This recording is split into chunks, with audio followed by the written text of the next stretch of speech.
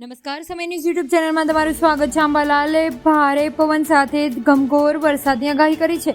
આ તારીખે વરસાદ ગુજરાતમાં અનેક વિસ્તારોમાં થશે જળબંબાકાર. કેટલાક દિવસોથી મેઘમહેર થઈ રહી છે, જ્યારે મોટાભાગના જિલ્લામાં વરસાદ થતા લોકો ખેડૂતોની ખુશીની લાગણી વ્યક્ત કરી છે.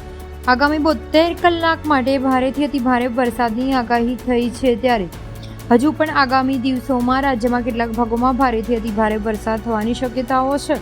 ત્યારે તમને જણાવી દઈએ કે વધુમાં આગામી દક્ષિણ ગુજરાતમાં સૌરાષ્ટ્રમાં ભાગોમાં પણ વરસાદની શક્યતા છે. 6 તારીખે મધ્ય ગુજરાતમાં ભારે અતિ ભારે વરસાદ થવાની શક્યતા છે. આ બંગાળના ઉપસાગરમાં તારીખ 6 જુલાઈથી 8 જુલાઈમાં સિસ્ટમ બની રહી છે, જે ફરી રાજ્યમાં ભાગોમાં ભારેથી અતિ ભારે વરસાદ થશે.